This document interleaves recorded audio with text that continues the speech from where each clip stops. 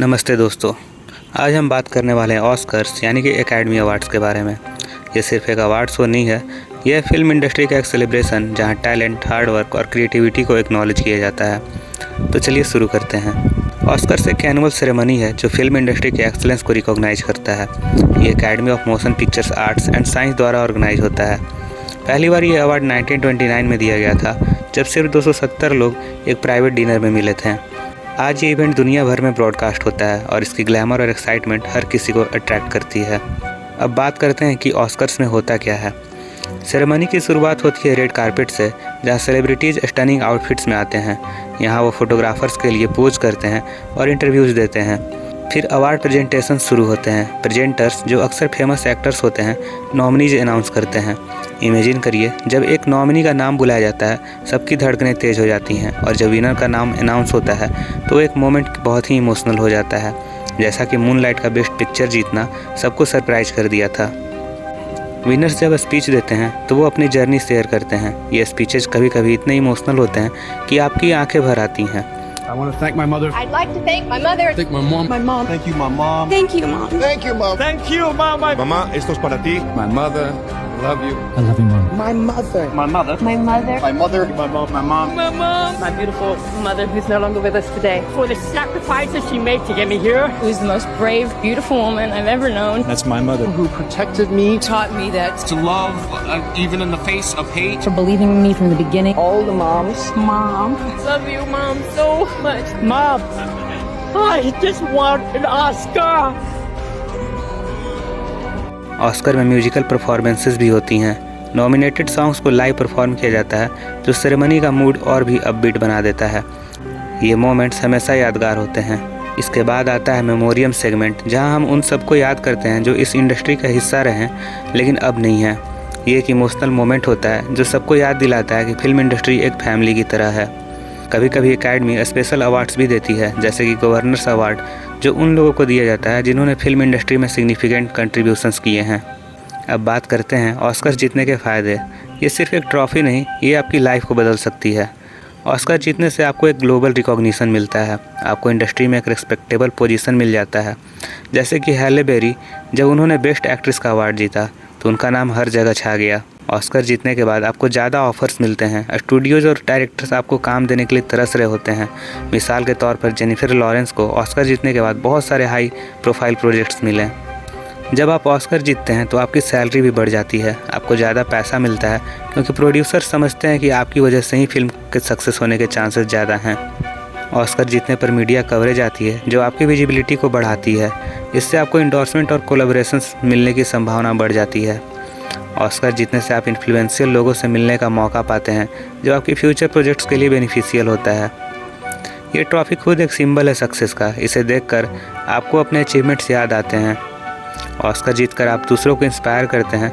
जैसे Viola Davis ने अपने स्पीच में कहा था, the only thing that separates women of colour from anyone else is opportunity. ये मैसेजेस बहुत ही पावरफुल होते हैं। अब बात करते हैं पैसों की। डायरेक्ट कैश प्राइस तो नहीं होता, लेकिन ऑस्कर जीतने से आपकी अर्निंग पोटेंशियल काफ़ी बढ़ जाती है।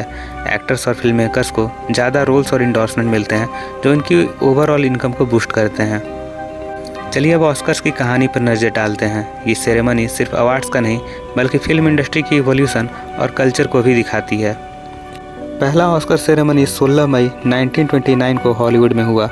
उस वक्त सिर्फ 270 लोग थे और अवार्ड्स की घोषणा पहले से ही की गई थी। ये एक कैजुअल डिनर था जहां कुछ ही कैटेगरीज थी। आज ये इवेंट दुनिया भर में लाइव टेलीकास्ट होता है और थाउजेंड्स ऑफ पीपल इसे देखते हैं। ऑस्कर स्टैच्यू को जॉर्ज स्टैनली ने डिज़ाइन किया और ये 13.5 इंचेस लंबी और 8.5 पाउंड्स वजन की होती है, जो गोल्ड प्लेटेड ब्रॉन्ज से बनी होती है। इसका डिज़ाइन एक नाइट को दिखाता है जो स्वॉर्ड पकड़े हुए है और वो फिल्म रोल पर खड़ा है।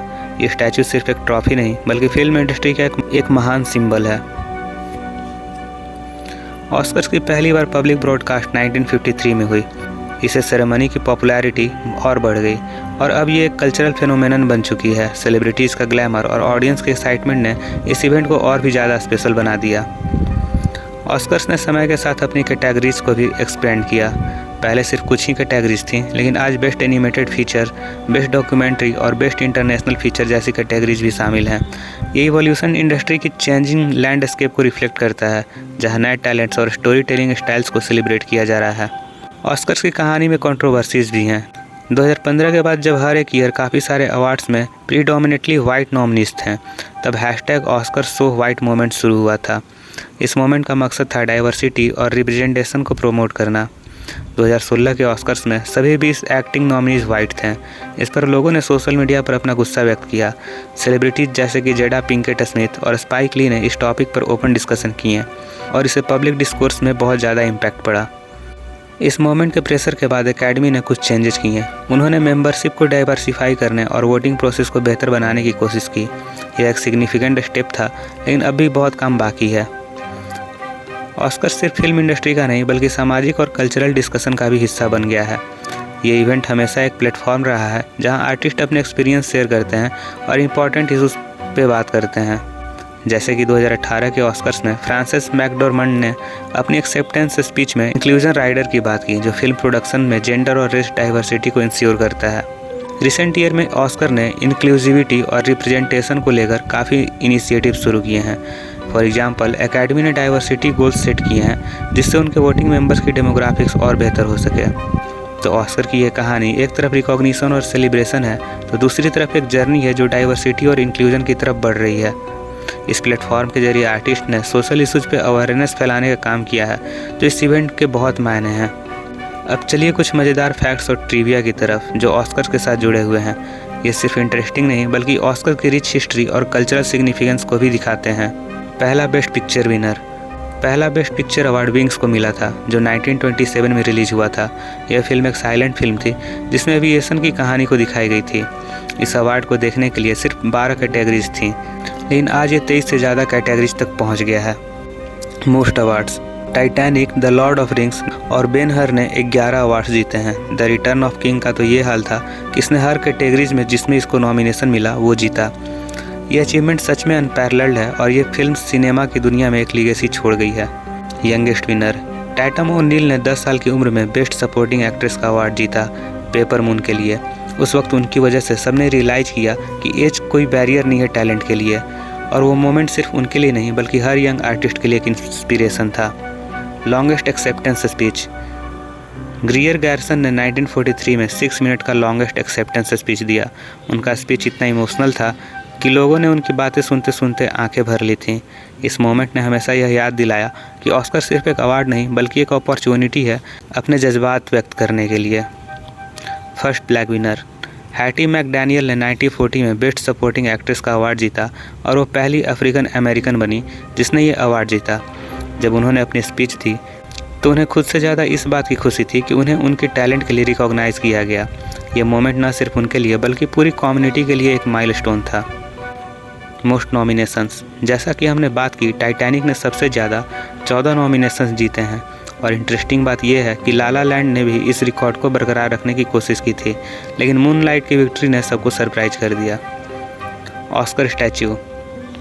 ऑस्कर स्टैच्यू की बात करें तो ये सिर्फ एक ट्रॉफी नहीं है, ये फिल्म इंडस्ट्री का एक आइकनिक सिंबल है। इसका वेट 8.5 पाउंड्स है और ये गोल्ड प्लेटेड ब्रॉन्ज से बनी होती है। हर स्टैच्यू की वैल्यू इतनी हाई है कि विनर्स इसे अपने घरों में रखने पर बहुत ही गर्व महसूस करते हैं। Secret voting. ऑस्कर विनर्स का चुनाव सीक्रेट बैलॉट से होता है, जो इस अवार्ड को और भी ज़्यादा प्रेस्टिजियस बनाता है। इसका मतलब है कि वोटर्स अपने डिसीजन के लिए अकाउंटेबल नहीं होते हैं और इंश्योर करते हैं कि कंपटीशन फेयर रहे। Host history. बॉब होप ने 19 बार ऑस्कर्स होस्ट किया है और उनकी चार्म और ह्यूमर ने इस इवेंट को एक अलग ही लेवल पर लाकर रख दिया। उनकी होस्टिंग स्टाइल आज भी बहुत ज़्यादा याद की जाती है और वो ऑस्कर्स की लीगेसी का एक हिस्सा हैं। ये सब फैक्ट्स ऑस्कर्स की लीगेसी को दर्शाते हैं। ये सिर्फ एक अवार्ड सेरेमनी नहीं बल्कि एक प्लेटफॉर्म है जो टैलेंट, हार्ड वर्क और क्रिएटिविटी को सेलिब्रेट करता है। हर अवार्ड के पीछे एक कहानी होती है जो इस इवेंट को और भी ज़्यादा खास बनाती है। तो दोस्तों, ये थी ऑस्कर्स की कहानी, एक celebration of talent, hard work और क्रिएटिविटी की। अगर आपको ये वीडियो पसंद आई हो तो लाइक और शेयर करें। मिलेंगे आपसे नेक्स्ट वीडियो में। After 56 years film industry, making more than 200 films, after so many bones, finally, this is mine.